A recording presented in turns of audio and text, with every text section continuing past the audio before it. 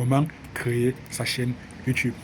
Tout d'abord, je pense, et je crois qu'on fait, qu'il faudrait arrêter d'écouter les conseils de ces grands youtubeurs. Lorsque j'emploie le terme grand, c'est beaucoup plus par rapport au nombre d'abonnés.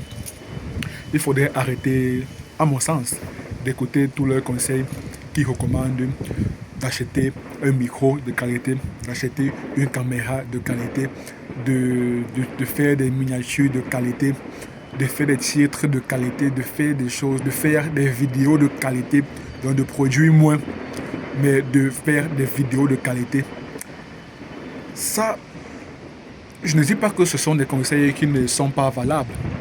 Moi, je pense clairement que ce sont des conseils qui sont valables, mais je crois dire qu'on fait que ce sont des conseils qui sont basiques. Ce sont des conseils qui sont tellement superficiels. Moi, je crois dire qu'on fait que pour réussir sur YouTube, il suffit juste de faire une vidéo pour laquelle une audience particulière, ton audience, donc un groupe de personnes que tu auras préalablement défini. Ça, c'est un travail que tu dois faire en amont. Au préalable, tu dois savoir exactement, avec précision, avec un très grand niveau de précision, exactement à qui est-ce que tu t'adresses. Ça, c'est important. Ça, c'est primordial. Ça, c'est primordial. Une fois que tu as effectué ce travail, maintenant, tu dois trouver des sujets, trouver les problématiques, trouver les souffrances, trouver les intérêts de cette audience que tu as préalablement définie. Parce que comme je m'ai dit, l'être humain est par nature forcément égoïste. L'être humain ne s'intéresse qu'aux choses qui vont lui apporter de la valeur. Quand ces grands youtubeurs en termes d'abonnés te recommandent de publier des vidéos de qualité, ils veulent juste te dire de publier des vidéos qui vont apporter de la valeur. Mais c'est quoi la valeur? C'est quoi la valeur? Est-ce que c'est toi, youtubeur, qui va définir la valeur d'une vidéo? Non. C'est ton audience qui va définir la valeur. Donc, clairement, c'est est-ce que la vidéo lui a apporté quelque chose? C'est tout. C'est ça qu'on appelle la valeur. C'est pour ça que je dis que l'être humain est foncièrement égoïste. L'être humain ne s'intéresse qu'aux choses qui vont lui apporter de la valeur, aux choses qui vont répondre à ses intérêts. C'est tout. C'est tout. Dans les trucs que tu dois acheter, une caméra 4K, payer des micros ultra sophistiqués, non, mon ami. Avec juste ton simple téléphone, la plupart des téléphones actuels possèdent déjà une grande qualité visuelle. Donc au niveau de la caméra, là c'est déjà bon. Possède déjà une grande qualité sonore. Donc au niveau du son, là c'est déjà bon. Donc avec juste ton smartphone, tu prends ton téléphone, tu le mets de manière horizontale parce que les vidéos YouTube sont des vidéos en format horizontal et tu te mets à enregistrer et tu publies directement la vidéo si tu n'as envie de faire aucun montage. Si tu as envie de faire le montage, alors là également, pas besoin d'utiliser des logiciels de montage ultra complexes et compliqués comme les grands youtubeurs peuvent te recommander. Ils vont te recommander soit utiliser des logiciels tels que Camtasia ou bien Adobe Premiere Pro ou alors DaVinci Resolve, tous ces logiciels de montage ultra complexes. Moi, je m'en rappelais, mon ami, tu es youtubeur, tu veux devenir youtubeur, tu n'es pas monteur vidéo. Donc, pas besoin de passer des heures à faire le montage vidéo, pas besoin d'avoir une compétence avancée en montage vidéo. Si tu as déjà la compétence de montage vidéo, c'est bien. Mais pas besoin d'avoir des compétences ultra avancées. Donc, moi, juste CapCut. Donc, une fois que tu as enregistré ta vidéo, tu publies ta vidéo sur Drive, sur Google Drive. Ensuite, tu as le lien Drive, tu télécharges la vidéo sur ton ordinateur et directement, bon moi je préfère utiliser CapCut directement sur l'ordinateur, c'est beaucoup plus facile à utiliser. Sur téléphone, ce n'est pas très évident. C'est moins, je pense que on paye énormément de temps. Donc, tu as la vidéo sur ton ordinateur, tu fais le montage via CapCut. CapCut, c'est un logiciel de montage très très intuitif. Et avec des fonctionnalités basiques, tu peux déjà faire un montage propre. Pas un montage excellent, mais un montage correct, de manière à ajuster la voix. Si tu estimes qu'au niveau du son, au niveau du volume, ce n'est pas très ça, ce n'est pas trop ça, alors tu ajustes la voix dans le logiciel de montage. En tout cas, le montage permet juste d'améliorer la vidéo brute que tu as enregistrée. Une fois que tu l'as fait, moi, je ne peux pas dire que j'ai une compétence avancée en montage vidéo, mais j'essaye de faire des vidéos pas très longues, parce que si je fais des vidéos de 15-20 minutes, alors ça me prendrait énormément de temps pour faire un montage plus ou moins correct. Donc je préfère faire des vidéos de maxi 10 minutes, et c'est même ce que moi je te recommande, surtout si tu es débutant. Et je sais qu'au début, ce serait difficile pour toi de développer davantage sur un sujet parce que tu as très peu d'expérience. Donc, moi, je préfère faire et je recommande de faire des vidéos de maxi 10 minutes brutes. Et avec le montage vidéo, tu pourrais réduire à 6, 7, 8 minutes. Là, c'est bon et tu publies ta vidéo. 10 minutes de vidéo brute, ce qu'on appelle dans le jargon du montage, comment on appelle ça? Le terme vient de m'échapper. C'est footage en anglais. Footage. Non, le terme vient de m'échapper. Honnêtement, le terme vient de m'échapper.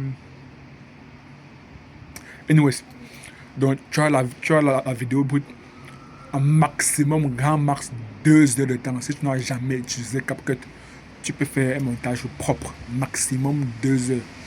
Et 1 heure, tu publies, tu optimises ta vidéo sur YouTube. Et c'est bon. Mais là encore, ça c'est le niveau basique de ces basiques. Parce que, clairement, nous sommes dans une ère où la plupart des personnes préfèrent consommer des choses. Donc, publier des vidéos, c'est bien. Mais moi, je m'ai dit que la vidéo YouTube est la matière première pour la création de contenu. La vidéo YouTube est la matière première pour la création de contenu. Donc, avec la vidéo YouTube, avec notre vidéo YouTube de 8 minutes, étant donné que la plupart des personnes préfèrent dorénavant consommer des shorts, alors il va falloir publier des shorts. Maintenant, l'erreur que feront la plupart des personnes, et même c'est ce que je vois, beaucoup de personnes, j'ai l'impression que pour les shorts, elles redémarrent à zéro, donc elles enregistrent des shorts sous format vertical. Moi, ce n'est pas ce que je fais. Ce n'est pas ce que je fais. J'estime que je suis intelligent, donc à partir de notre vidéo YouTube, rappelle-toi ce que j'ai dit il y a quelques instants. La vidéo YouTube est la matière première pour la création de contenu. La chance qu'on a, c'est que nous vivons dans une ère où il y a une multiplication, il y a foison des logiciels et des outils d'intelligence artificielle. Et dans la création de contenu, il y a énormément d'outils d'IA qui permettent de fractionner une vidéo YouTube en plusieurs shorts. Et c'est exactement ce qu'on va faire. On va prendre notre vidéo YouTube de 8 minutes, on va la fractionner en plusieurs shorts, avec notamment un outil d'IA que moi j'utilise personnellement, Opus Clip. Je ne suis pas en train de faire la promotion d'Opus Clip. C'est juste, je dis juste ce que moi je fais. Pour une vidéo de 8 minutes, on peut avoir une douzaine de shorts. Imagine donc que tu publies 3 vidéos par semaine. Par mois, tu publies, disons, 10 vidéos de 8 minutes. Alors, tu as 120 shorts. Et la chance encore qu'on a, c'est que la plupart des grands réseaux sociaux ont intégré dans leur algorithme la possibilité de faire des shorts ou bien des réels. Ça, c'est un format qui qui est beaucoup mis en avant pour la plupart des plateformes, que ce soit YouTube, YouTube met en avant les shorts, Facebook, Facebook met en avant les shorts, Instagram met en avant les shorts, tout ça pour concurrencer TikTok, parce que TikTok est le leader dans les contenus short, dans les formats verticaux. Donc, ces différentes plateformes, Facebook, Instagram, YouTube, ont décidé d'emboîter le pas en intégrant les vidéos verticales, short ou réelles, dans leur algorithme de manière à essayer de concurrencer TikTok. Et la bonne nouvelle, c'est que nos 120 vidéos, nos 120 shorts, on peut les republier sur TikTok, on peut les republier sur Instagram, on peut les republier sur Facebook, on peut les republier sur YouTube Short. Donc, retiens bien ceci, avec 10 vidéos YouTube que tu as enregistrées, tu peux prendre une journée de samedi ou bien un week-end en entier pour enregistrer et pour faire le montage et pour publier les vidéos du mois. Donc, un week-end, tu as tes 10 vidéos YouTube. Avec les 10 vidéos, tu es en mesure de faire minimum 120 shorts. 120 shorts pour YouTube Short. Les mêmes 120 shorts pour TikTok. Pour TikTok, nous sommes déjà à 240. Les mêmes 120 shorts pour Instagram, nous sommes déjà à 360. Les mêmes 120 shorts pour Facebook, nous sommes déjà à 480.